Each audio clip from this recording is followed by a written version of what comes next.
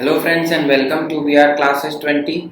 आज के the Hindu analysis के लिए हम आ गए हैं और 21 मई 2021 के न्यूज़ एनालिसिस को आज हम देखने वाले हैं। इसके पहले मैं आप सभी को बता दूं कि यदि आपने चैनल को सब्सक्राइब नहीं किया है तो सब्सक्राइब जरूर कर लीजिएगा और यदि वीडियो अच्छी लगे तो लाइक जरूर कर दीजिएगा। तो चलिए स्टार्ट करते हैं आज का news analysis.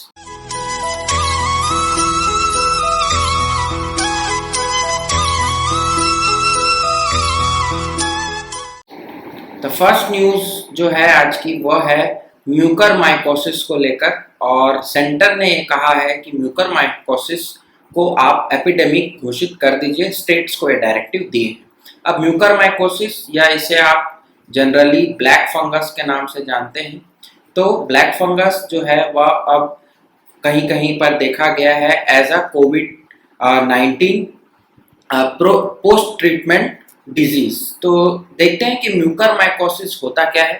It is an aggressive and invasive fungal infection. याद रखना है आपको, it is a fungal infection that can affect various vital organs such as the brain and cause internal damage to ear, nose, throat and mouth. It does not contagious but can fatal if not detected early. Contagious नहीं है ये, लेकिन ये fatality दे सकता है, मतलब आपको death तक भी इसमें हो सकती है। अब प्रिवेलेंस क्या है? The Center for Disease Control and Prevention US, उन्होंने कहा है कि it is a serious but rare disease. A computational model by Arunaloke Chakraborty estimated a prevalence of 0.14 cases per 1000 individuals in India. इन्होंने एक स्टडी में पाया है कि 0.14 केस होगा पर 1000 इंडिविजुअल इन इंडिया। अब कॉज क्या है इसका? तो diabetes mellitus is the most common underlying cause. ठीक है, डायबिटीज मेलिटस। फिर डॉक्टर के हिसाब से and indiscriminate use of a high dose of steroids in patients, इनके कारण यह होता है ये आपका म्यूकरमाइकोसिस, जो कि पोस्ट कोविड-19 इन्फेक्शन की तरह हो सकता है। अगर स्टेरॉइड्स ज़्यादा दिए गए हैं कोविड-19 के डिजीज कंट्रोल के लिए, उसको कहीं ना कहीं क्योर करने के लिए, तो it can cause the black fungus. अब क्योर क्या है इसका? The main line of treatment is an anti fungal drug called amphotericin B. इस एंटी फंगल ड्रग का नाम आपको याद रखना है, which is given over an extended period of time under strict observation and surgery might also be warranted. ठीक है, तो एक ये तो ड्रग से ट्रीट कर सकते हैं या फिर सर्जरी से भी किया जा सकता है। तो this is all about the black fungus और द म्यूकरमाइकोसिस, जिसको सेंटर ने अब एपिडेमिक घोषित करने के लिए कहा गया है। अब हम आगे बढ़ेंगे नेक्स्ट न्यूज की ओर। Next news is about the aerosols, और कल मिनिस्ट्री ने ये एक हेल्थ एडवाइजरी जारी की है कि better air circulation is a community defence that protects all. ठीक है, गवर्नमेंट ने ये कहा है कि ventilation can decrease the risk of transmission from one infected person to the other. यदि आप किसी घर में हैं या किसी ऐसे जगह पर हैं जहां पर एक से ज्यादा लोग वहां हैं, तो वेंटिलेशन शुड बी गुड।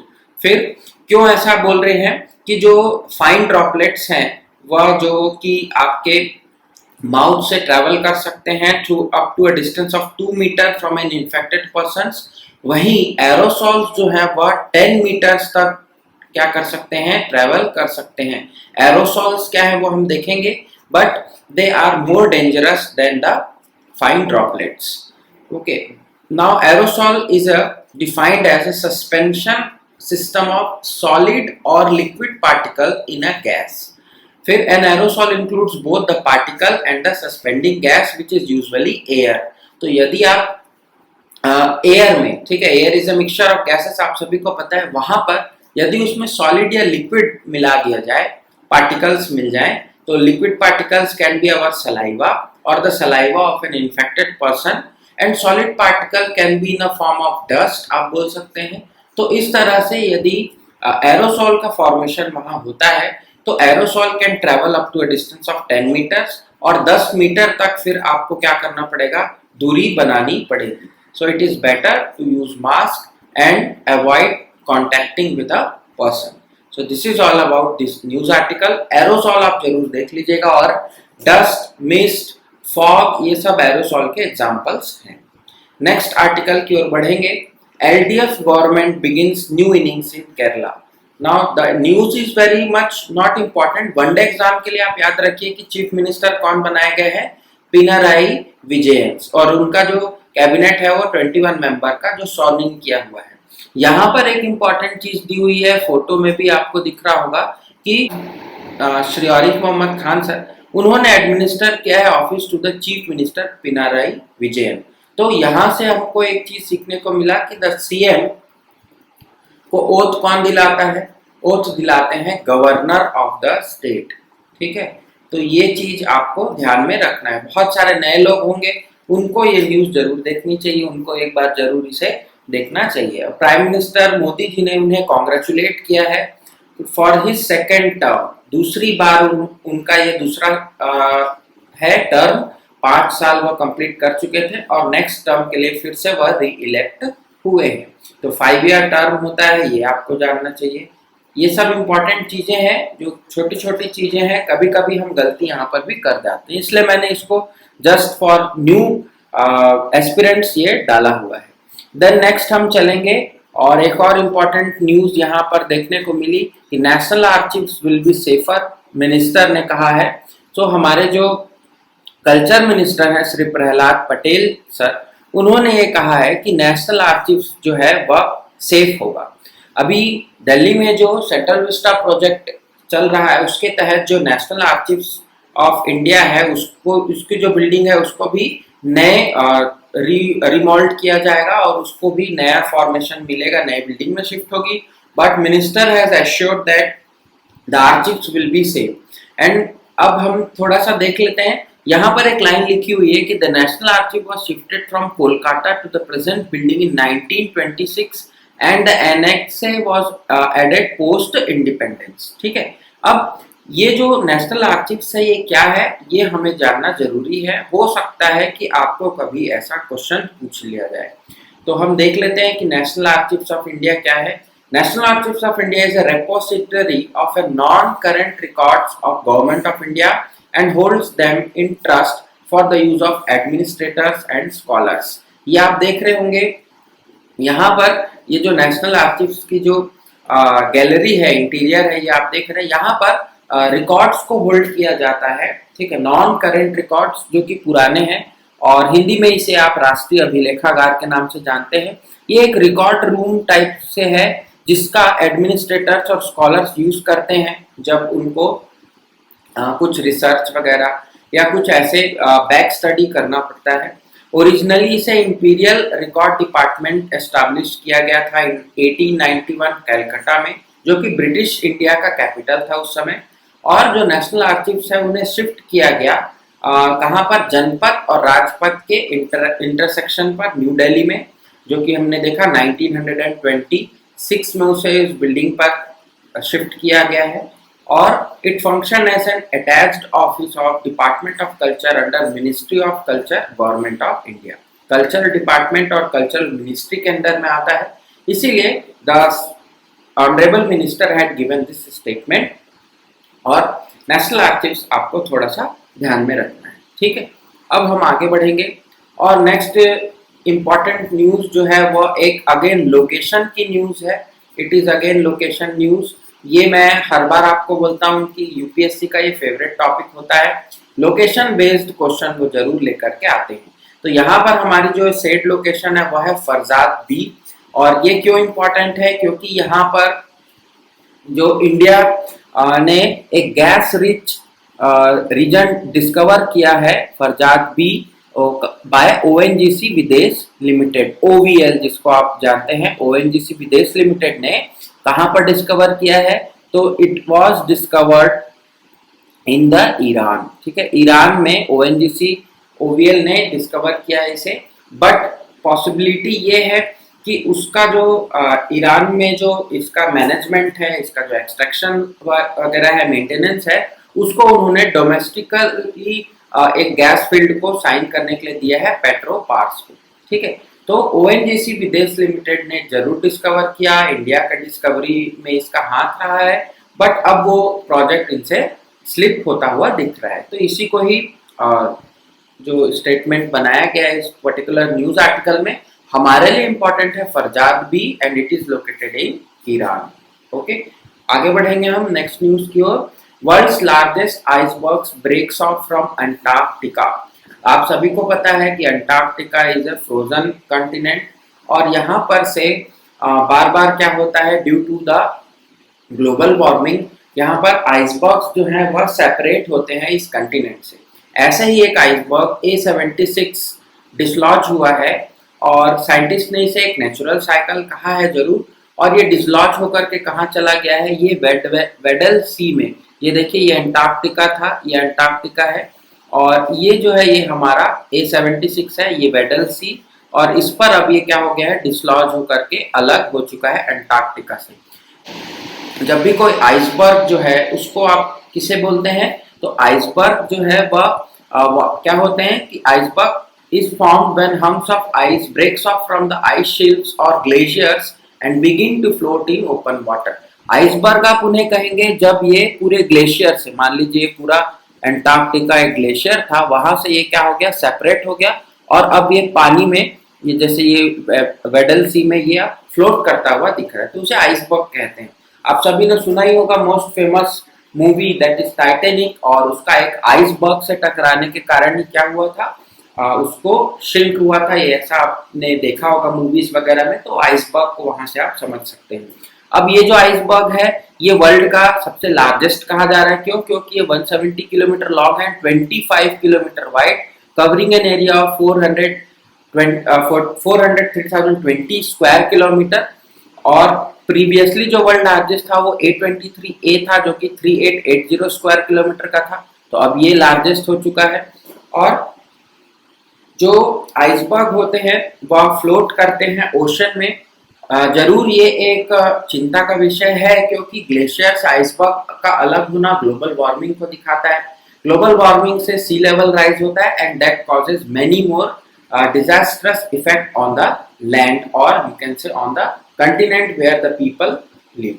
तो ये एक इम्पॉर्टेंट न्यूज है, खास करके इन्वायरमेंट से ये न्यूज है, तो ये इंपॉर्टेंट हो जाता है। आपको नाम याद रखना है A76।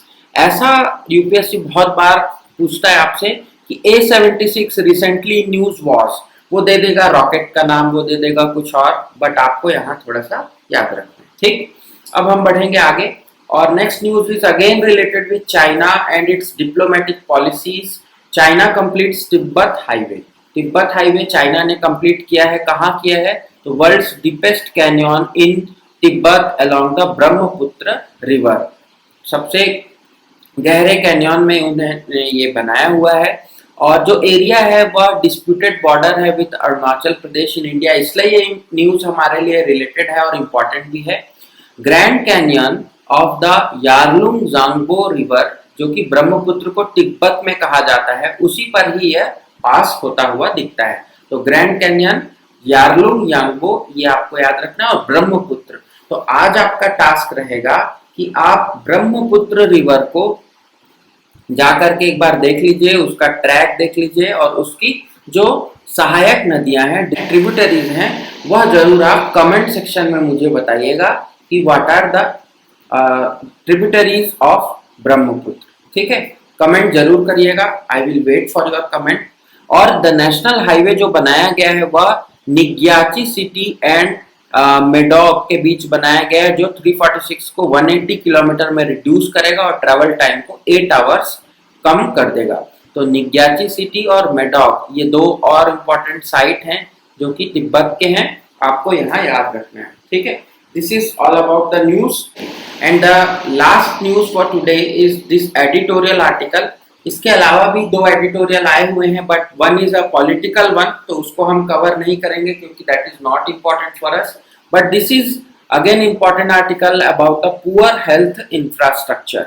इनमें ऑथर ने कहा है, वर्ल्ड बैंक के डेटा को इन्होंने सबसे पहले तो कोट किया है कि इंडिया का जो फिजिशियन रेट है दैट इज 85.7 जो है वह पर 1 लाख पीपल इन 2017 था, जबकि बांग्लादेश, श्रीलंका, जापान जैसे देशों का, पाकिस्तान इवन, उनका ज्यादा, ठीक है। फिर उन्होंने कहा है कि 53 बेड्स पर 1 लाख पर्सन इन इंडिया, जो कि पाकिस्तान, बांग्लादेश, श्रीलंका और जापान अगेन उनसे भी कम है। फिर 172.7 nurses and midwives per 1 lakh people in contrast to 220 in Lanka and again more in Bangladesh, Japan and you can say Sri Lanka। तो इनका जो डेटा है ये आप काम में ला सकते हैं। और यहाँ से आप देख सकते हैं कि इंडिया में इन्होंने जो सीरियस कंसर्न उठाया है अबाउट द हेल्थ इंफ्रास्ट्रक्चर वो बहुत इंपॉर्टेंट है। Now centre for economic data and analysis that is CEDA, उनका और अशोका यूनिवर्सिटी जो है उन्होंने ये शो किया है कि there has been stagnant for year, मतलब जो जीडीपी है that is 1% of the GDP, health का जो एक्सपेंडिचर है वह जीडीपी का ओनली 1% था 13-14 में और 1.28 किया गया है 17-18 में। So this including the expenditure by the centre, all states and the union territories. तो इस तरह से आप देखते हैं कि जो गवर्नमेंट है, whether it is a state government or whether it is a central government, दोनों ने ही बहुत ज़्यादा अपने जीडीपी में हेल्थ इंफ्रास्ट्रक्चर को या हेल्थ एक्सपेंडिचर को प्लेस नहीं किया है, which is a serious concern issue. Now health is a state subject in India and state spending constitutes 68.6% of all the government health expenditure। ठीक, लेकिन क्योंकि सेंटर के पास ये बहुत सारा पावर है और उन्होंने हेल्थ मैनेजमेंट को जो कंट्रोल किया हुआ है, because they have a very important bodies that is with technical expertise, जो कि स्टेट्स के पास नहीं है, ऐसा इन्होंने ऑथर ने यहाँ बताया हुआ है। और इसी के कारण हेल्थ जो मैनेजमेंट है by the state they are lagging. Okay, inter state variation की बात करें तो Kerala and Delhi has been close to all top in the years. ये हम CEDA के डेटा के हिसाब से बोल रहे हैं for the health care expenditure. ठीक है, और Bihar, Jharkhand and Uttar Pradesh states have been consistently towards the bottom of the ranking in all the years, struggling to cope with the pandemic. अभी हमने देखा बिहार एंड स्पेशली उत्तर प्रदेश, वहां पर बॉडीज जो है वो यमुना और गंगा में फ्लोट होते हुए दिखी, the infected bodies of the कोविड-19। तो उनका जो पोस्ट डेथ प्रोसीजर है वह भी फेलियर यहाँ दिखता है। और झारखंड में भी यह सिनेरियो आपको दिखेगा। Both the 3 states are in the bottom lines. तो यहाँ पर जरूर ऑथर ने इस इशू को कंसर्न किया है। एक और इम्पॉर्टेंट चीज उन्होंने लिखी कि India has among the highest out of pocket expenditure of all countries in the world. अब आपके मन में एक सवाल आएगा कि what is out of pocket expenditure? तो that is the money that people spent on their own at the time they receive health care। जब भी आप हॉस्पिटल जाते हैं या हॉस्पिटल में हेल्थ केयर फैसिलिटीज अवेल करते हैं तो आप अपने जेब से जो पैसा लगाते हैं उसे आउट ऑफ पॉकेट एक्सपेंडिचर कहा जाता है।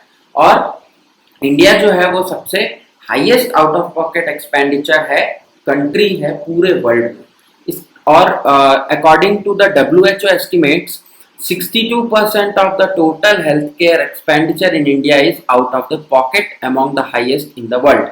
इसका मतलब कि आपको गवर्नमेंट जो है वह उतना ज़्यादा हेल्थ फैसिलिटी प्रोवाइड नहीं कराती, despite of various schemes, despite of various health infrastructure offered by the government, अभी भी the data is very much lower। Okay, अब गवर्नमेंट का जो रोल है वह क्रिटिकल तो है इस चीज पर, उनको जरूर विचार करना होगा after this post pandemic situation also कि क्या हेल्थ इंफ्रास्ट्रक्चर में चेंजेस लाया जाए।